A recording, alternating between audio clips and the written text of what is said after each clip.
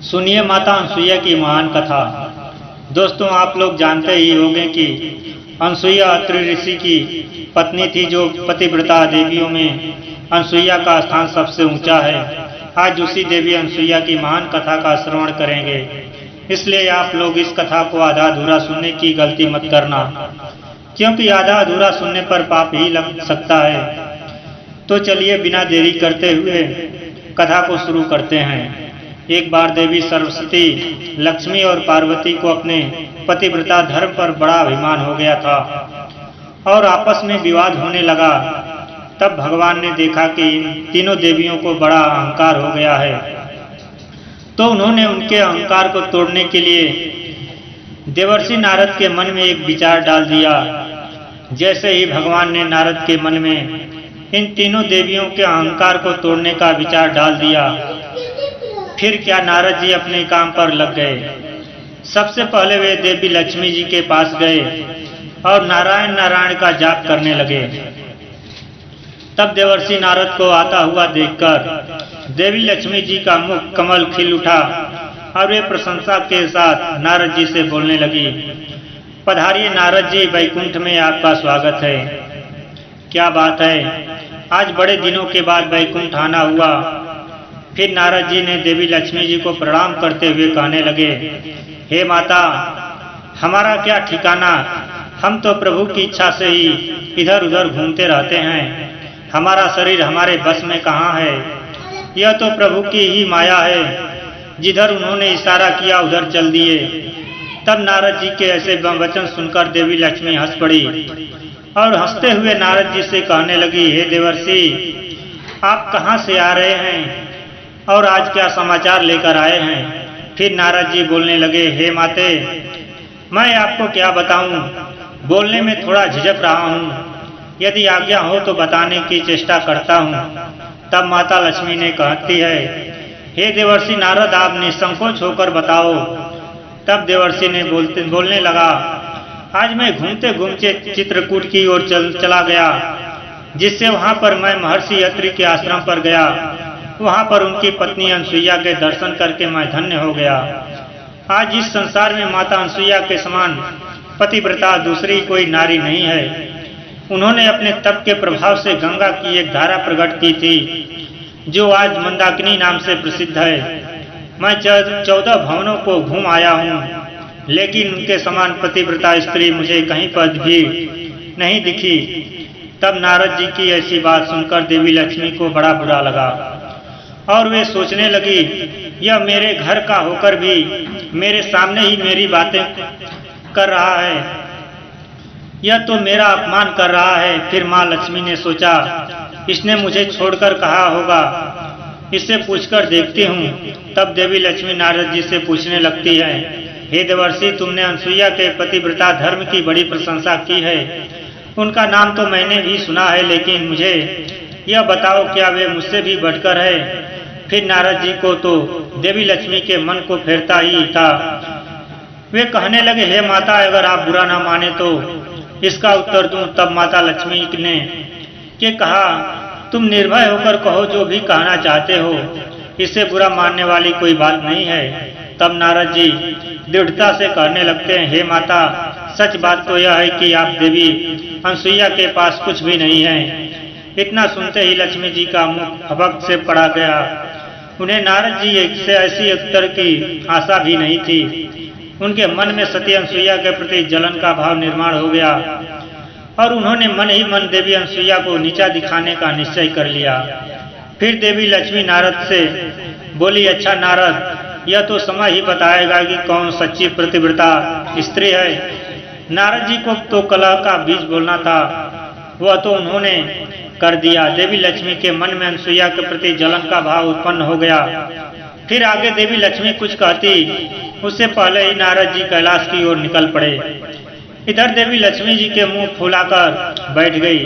जब भगवान विष्णु उस स्थान पर आए और उन्होंने लक्ष्मी जी को रूठा बैठा हुआ देखा, तो वे कहने लगे, हे प्रिया, क्या हुआ, आज मुंह फुलाकर क्यों बैठी हो, अपने दुख का कारण बताओ।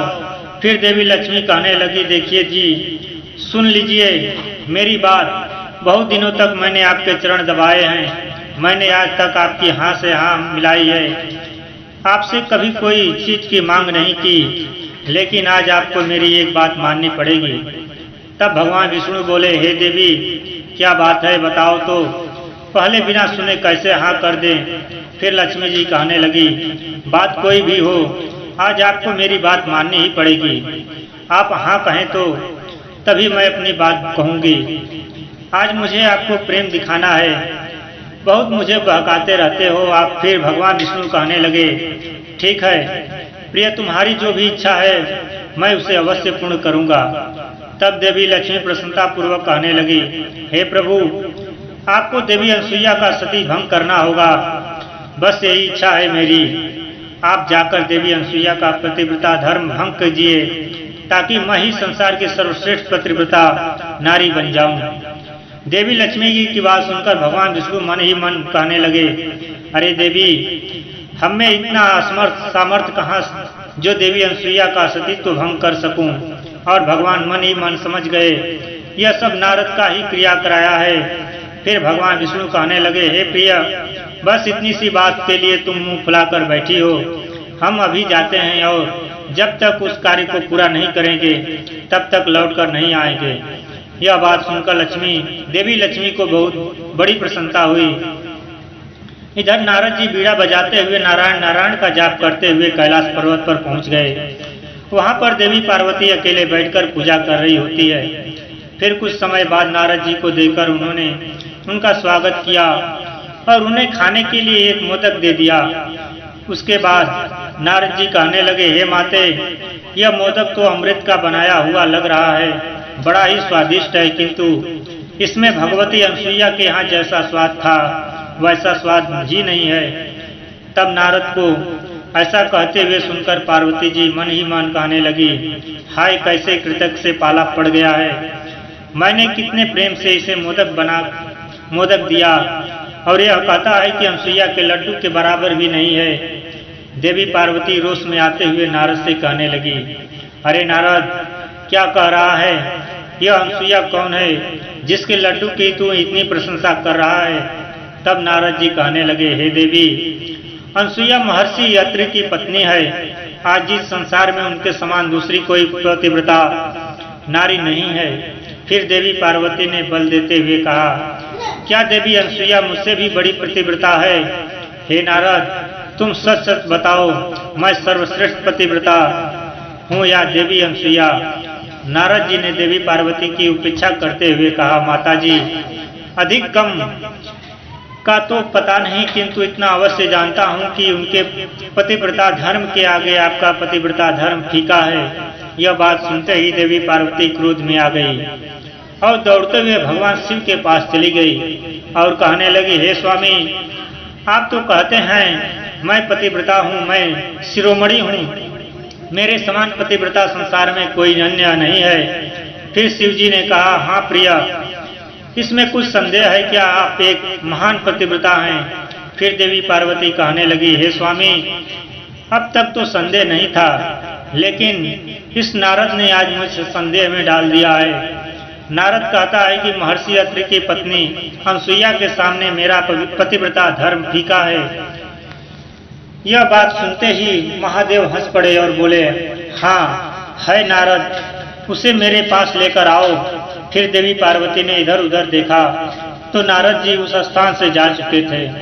देवी पार्वती कहने लगी, हे स्वामी नारद तो चला गया, किंतु आप मुझे बताइए क्या नारद ने सत्य कहा है, क्या देवी अनसुईया मुझसे भी बड़ी पतिव्रता है। फिर महादेव कहने लगे, हे प्रिया नारद ठीक कहता है, तुम देवी अनसुईया की समानता नहीं कर सकती है। यह बात सुनते ही देवी पार्वती ने भगवान शिव के चरण पकड़ लिए और दुखी मन से कहने लगी, हे स्वामी अब इन चरणों को मैं तभी छोड़ूंगी जब आप अनसुईया का पतिव्रता धर्म भंग करके मुझे संसार की सर्वश्रेष्ठ पतिव्रता बना देंगे। तब भोलेनाथ बोले, हे देवी हम प्रयत्न करेंगे, किंतु बीच में तुम कोई विघ्न उत्पन्न मत कर देना। फिर पार्वती जी कहने लगी, हे स्वामी मुझे तो आप ही का डर है। आप ठहरे भोलेनाथ, पुरुषों की यही नीति होती है कि छल से बल से डांट कर फटकार कर सच झूठ बोलकर स्त्रियों को ठग लेते हैं। अब उस ठग विद्या का प्रयोग करके आप अनसुईया का पतिव्रता धर्म भंग कीजिए। फिर पार्वती की बात सुनकर शिव जी हंस पड़े और मन ही मन कहने लगे, जो दूसरों के लिए खाई खोदता है वह उसी में गिर जाता है। फिर शिव जी कहने लगे, हे प्रिय, अब मेरे चरण छोड़ दो, मैं अभी उस कार्य के लिए जाता हूँ।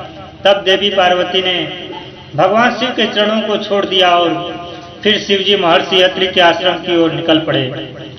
इधर नारद जी नारायण नारायण का जाप करते हुए ब्रह्मलोक में पहुंच गए और वहां पर देवी सरस्वती ने नारद जी का स्वागत सत्कार किया और कहा, हे नारद, तुम तो हमें भूल ही जाते हो, अब की बार तो बहुत दिनों बाद आए हो, आज तुम अवश्य कोई महत्वपूर्ण समाचार लेकर आए होगे।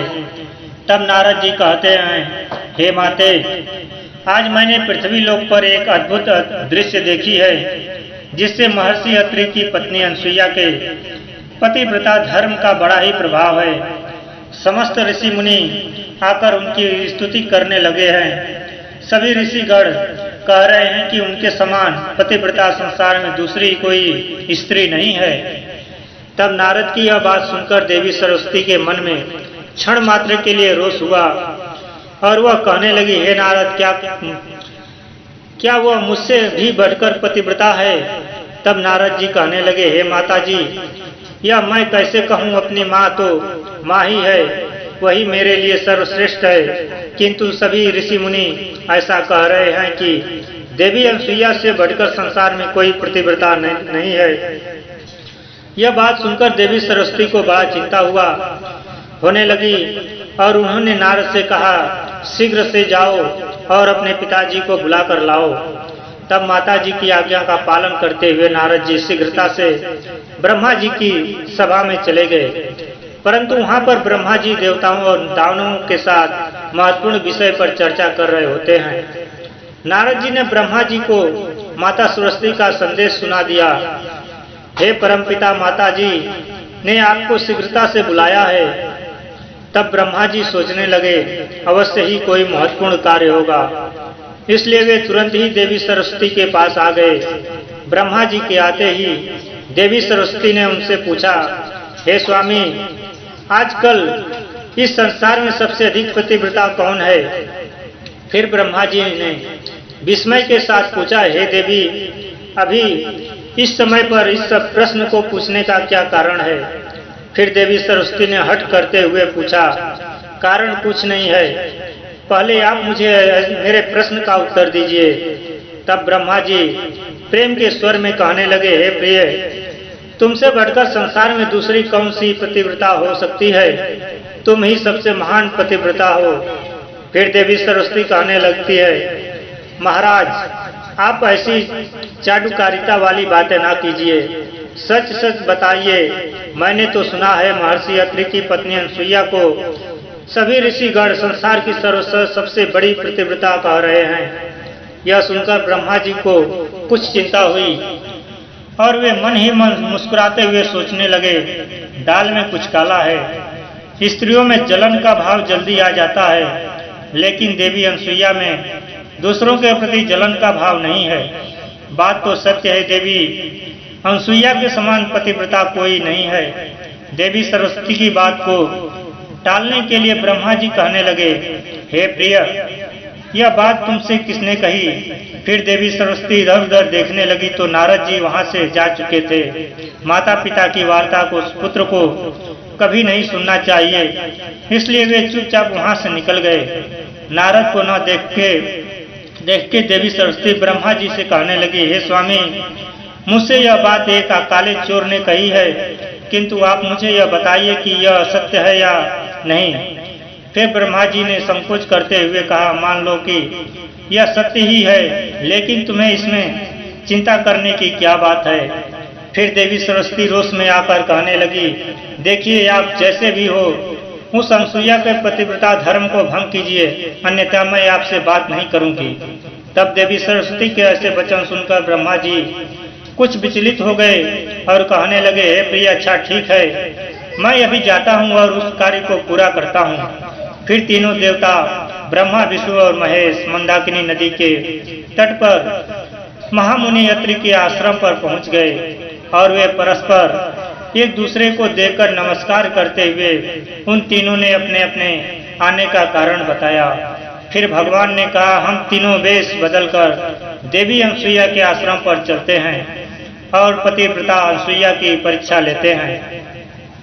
फिर सभी ने बात को स्वीकार किया और तुरंत ही साधु का वेश धारण किया और तीनों देवता साधु का वेश धारण करके अनसुईया के आश्रम के निकट पहुंचे।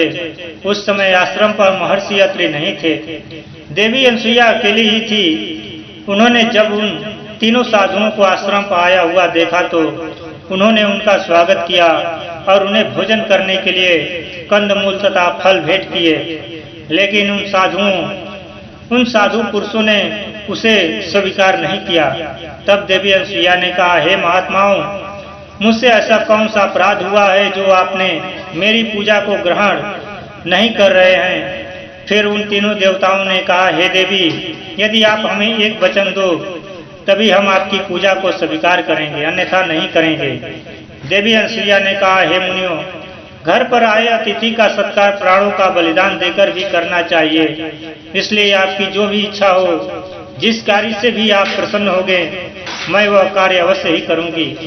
फिर देवी अनसुईया ने ऐसा कहते ही वे तीनों साधु कहने लगे, हे देवी, आप निर्वस्त्र होकर हमारा अतिथि सत्कार कीजिए, यही हमारी इच्छा है। यह बात सुनकर देवी अनसुईया आश्चर्यचकित हो गई और सोचने लगी, यह मुनि है या कोई बहुरूपी है जो ऐसा अनुचित प्रस्ताव रख रहे हैं। फिर देवी अनसुईया ने अपनी दिव्य दृष्टि से सब कुछ देख लिया तो उन्हें समझ में आ गया कि मामला क्या है और फिर कहने लगी, हे मुनियों, मैं आपका निर्वस्त्र होकर सत्कार करूंगी। यदि मैं सच्ची प्रतिव्रता नारी हूँ, यदि मैंने भूल से स्वप्न में भी पर पराये पुरुष का विचार न किया हो, तो यह तीनों साधु 6-6 महीने के दूध पीने वाले बच्चे बन जाएं। तब देवी अनसुईया के इतना कहते ही वे तीनों साधु 6-6 महीने के बालक हो गए और कुछ बुलाने लगे। फिर देवी अनसुईया ने निर्वस्त्र पान कराया और सुला दिया। फिर इतने में ही महामुनि अत्रि उस स्थान पर आए और 3 छोटे छोटे बालकों को घर में देखकर वे आश्चर्यचकित होकर कहने लगे, हे देवी, यह तीनों अत्यंत सुंदर मनोहर रूप वाले बालक किसके हैं। फिर देवी अनसुईया ने कहा, हे स्वामी, यह आपके ही बच्चे हैं, भगवान ने स्वयं आप पर कृपा की है। मुनि अत्रि ने भी अपनी योग्य शक्ति से देखा तो उन्हें भी सारा रहस्य समझ में आ गया। अब वे तीनों देवता बालक के रूप में क्रीड़ा करने लगे। माता अनसुईया उन्हें खिलाती पिलाती प्यार करती। वे तीनों बालक अपनी माता के साथ बड़ी ही प्रसन्नता से खेलने कूदने लगे थे। इधर अनेक दिन बीत जाने के बाद भी उनके पति घर लौटकर नहीं आए तो तीनों देवियों को चिंता होने लगी। फिर तीनों देवियों अपने अपने स्थान से निकलकर अपने स्वामी को ढूंढने के लिए पृथ्वी लोक पर आ गई। सौभाग्य से तीनों देवियों की भेंट चित्रकूट में हुई। वहां पर तीनों ने एक दूसरे को अपना दुख बताया। लक्ष्मी जी ने देवी पार्वती से पूछा, आपको सती अनसुईया के बारे में किसने बताया। तब देवी पार्वती कहने लगी, मुझे नारद ने बताया। फिर देवी सरस्वती ने भी कहा, नारद ने ही मेरे कान भरे। देवी लक्ष्मी भी कहने लगी, उस नारद ने ही हम तीनों को फंसाया है। यदि वह कहीं मिल जाए तो उसकी अक्कल ठिकाने पर लगाती हूँ। फिर उसी स्थान पर नारद जी प्रकट हुए और उन्होंने दूर से तीनों देवियों को प्रणाम किया। देवी लक्ष्मी गुस्से को दबाते हुए कहने लगी, वाह नारद, बहुत सही समय पर आए हो, दूर क्यों खड़े हो, तुम्हारी यह बीड़ा तो बहुत सुंदर है, तनिक देखूं तो। फिर नारद जी को सब समझ में आ गया और वे कहने लगे, हे देवियों, मेरा अनुष्ठान चल रहा है, इसलिए मैं किसी के पास जाकर बात नहीं करता हूँ, खासकर स्त्रियों के पास तो कदापि नहीं। रही बीड़ा की बात तो यह मुझे बहुत प्रिय है, मैं इसे किसी को नहीं देता। इतना कहकर नारद जी वहां से जाने लगे। नारद को जाता देख तीनों देवियां घबरा गई और बड़ी ही कोमलता वाणी में कहने लगी, नारद, ओ नारद, मुझे मेरी शपथ, अपने पिता की शपथ, तुम यहाँ से चले मत जाना। फिर देवी लक्ष्मी कहने लगी, तुम अवश्य जानते ही हो तीनों देवता कहाँ चले गए। मैं तब नारद जी ने अपनी उंगली से इशारा करते हुए कहा, देखो वह भगवती अनसुईया का आश्रम है, वे तीनों देवी देवता उसी आश्रम में खेल रहे हैं। देवी पार्वती ने कहने लगी, अरे नारद, तू सब जानता है, हम इस आश्रम में जाना चाहती हैं, कैसे जाएं? भगवती अनसुईया क्रोधित हो तो नहीं जाएंगी, हमें इनका बड़ा भय लग रहा है। फिर नारद जी बोले, हे माताओं, आप भूलकर भी आश्रम में कदम मत रखना, नहीं तो देवी अनसुईया आप तीनों लोगों को भस्म कर डालेंगे। यह सुनकर तीनों देवियां घबरा गई और बोली, हे नारद, अब हंसी मजाक मत कर, सब सच सच बता दे। तब नारद जी हंसते हुए बोलने लगे, हे माताओं, वे तीनों म्याऊं म्याऊं कर रहे हैं, तीनों की बोलती बंद है, वे तीनों बोबा पीते हैं और किलकिलाते हैं। देवी अनसुईया जहाँ बिठा है बैठते हैं, जहाँ पर सुलाती है सोते हैं। अब आप तीनों अपने अपने पतियों की आशा छोड़ दो।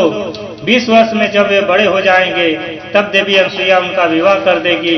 फिर देवी लक्ष्मी जी बोली, अब हम समझ गई, अनसुईया के समान संसार में दूसरी कोई सती नहीं, किंतु यह सब विष गोली तेरी ही बोई हुई है। अब भैया तू जीता, अब हम हारी, लेकिन अब बता दे हम अपने पतियों से कैसे मिल सकते हैं। तब नारद जी बोले, अब वही आई ठीक ठिकाने पर, पश्चाताप से सभी पाप धुल जाते हैं। अब एक ही उपाय है, तुम सभी देवी अनसुईया के शरण में जाओ, वहीं तुम्हारे दुख दूर कर सकती है। फिर तीनों देवियां माता अनसुईया के आश्रम पर जाती हैं तो देखती हैं कि तीनों देवता बच्चों के रूप में खेल रहे होते हैं। देवी अनसुईया उस स्थान पर नहीं होती है, वह स्नान करने के लिए गई थी। तब देवी लक्ष्मी भगवान विष्णु को देखकर कहने लगी, कहती हैं, हे स्वामी, क्यों ढोंग बनाए हुए हो, आप कृपा करके वापस आ जाओ।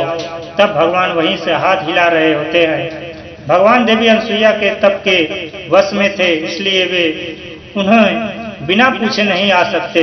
फिर थोड़ी ही देर में देवी अनसुईया उस स्थान पर आ जाती हैं। उन्हें देखकर तीनों देवियां उनके सामने आकर खड़ी हो जाती हैं और पुकारने लगती हैं, माता जी, क्या हम कुटिया के भीतर आवें? फिर देवी अनसुईया ने उनसे पूछा, हे देवियों, तुम कौन हो और किस कारण से यहाँ पर आई हो? तीनों देवियों ने करुण स्वर में कहा, हम आपकी पुत्र वधू हैं। फिर देवी अनसुईया ने कहा, अरे बहुओं को अपने घर में क्या पूछना, अंदर आ जाओ, यह तुम्हारा ही घर है। यह सुनकर तीनों देवियां लजाते हुई कुटिया के भीतर गई और माता अनसुईया को प्रणाम करने लगी। फिर उतने में ही मुनि अत्रि उस स्थान पर आ गए, जिससे मुनिवर को देखकर तीनों देवियां घूंघट ओढ़कर एक तरफ हट गई। मुनि ने देवी अनसुईया से पूछा, देवी, यह तीनों स्त्रियां कौन है? यह बड़ी तेजस्वी दिखाई पड़ रही है। फिर अनसुईया माता ने कहा, हे स्वामी, यह हमारी पुत्र वधू है, अपने पतियों के दर्शन करने के लिए यहाँ आई है। फिर मुनिवर कहने लगे, हे देवी, तुम तो बड़े कौतुक रच रही हो, अभी अभी तो पुत्र उत्पन्न हुए हैं, वे पूरे 6 महीने के भी नहीं हुए हैं, तो तुमने पुत्र वधू भी बना दी, हाथ भर के पुत्र और 5-5 हाथ की बहुएं, यह कैसे विचित्र बात हुई। फिर देवी अनसुईया कहने लगी, स्वामी, इसमें गलत क्या है? पुत्र से बड़ी बहू बड़े भाग्य से लेकर आती है। ऐसी कहावत है, हमारे बच्चे भी एक दिन बड़े हो जाएंगे। यह सुनकर मुनि अत्रि हंस पड़े और सारा रहस्य समझ गए। फिर तीनों देवियां सती अनसुईया से क्षमा याचना करने लगी। हे देवी, हमें क्षमा कीजिए, हमसे बड़ी भूल हो गई, अब आप कृपा करके हमें हमारे पति लौटा दीजिए। फिर देवी अनसुईया ने कहा, मैं कहाँ मना कर रही हूँ, ले जाओ अपने अपने पतियों को, गोदी में उठाकर यहाँ वहाँ सो रहे हैं। तब तीनों देवियों ने कहा, माता जी, अब हमें और लज्जित न करें कीजिए, संसार में हमारी हंसी न करावें, कोई क्या कहेगा, इन्हें जैसे का तैसा कर दीजिए। फिर तीनों देवियों का दुख देखकर माता अनसुईया का हृदय पसीज गया और उन्होंने अपनी योग शक्ति से तीनों बच्चों को फिर से उनके पूर्व स्वरूप में ला दिया और तीनों देव अपने अपने स्वरूप में आकर खड़े हो गए। फिर देवी अनसुईया ने उन सभी को प्रणाम किया और उनकी पूजा की माता अनसुईया की पूजा से तीनों देव अत्यंत प्रसन्न हुए और उन्होंने देवी अनसुईया को वरदान मांगने के लिए कहा। फिर देवी अनसुईया कहने लगी, यदि आप तीनों देवता मुझ पर प्रसन्न हैं तो मुझे यह वरदान दीजिए कि आप तीनों मेरे पुत्र हो जाएं। फिर तीनों देवता ने तथास्तु कहकर कहा, हम तीनों अपने अपने अंश में आकर तुम्हारे पुत्र के रूप में प्रकट होंगे। फिर तीनों देवताओं से भगवान तद्रात्रय का जन्म हुआ। इस प्रकार से तीनों देवताओं ने देवी अनसुईया को वरदान दिया और अपनी पत्नियों से पूछने लगे, अब बताओ संसार में सबसे श्रेष्ठ पतिव्रता कौन है। तीनों देवियों ने लजाते हुए कहा, भगवती अनसुईया ही पतिव्रता है। मैं सर्वश्रेष्ठ से इससे बढ़कर संसार में दूसरी कोई नहीं है। तीनों देवियों ने देवी अनसुईया को यह वरदान दिया कि जो भी मनुष्य प्रातः काल में देवी अनसुईया का स्मरण करेगा और उसे जीवन में धन धान्य बुद्धि योग्य आरोग्य की प्राप्ति होगी। तो दोस्तों, इस प्रकार से माता अनसुईया समस्त संसार में सर्वश्रेष्ठ पतिव्रता है। तो दोस्तों, मैं आशा करता हूँ कि आपको यह कथा पसंद आई होगी। यदि इस चैनल पर नए हैं तो चैनल को सब्सक्राइब कर शेयर जरूर करें और कमेंट बॉक्स में जय माता अनसुईया अवश्य लिखें। धन्यवाद। राधे राधे।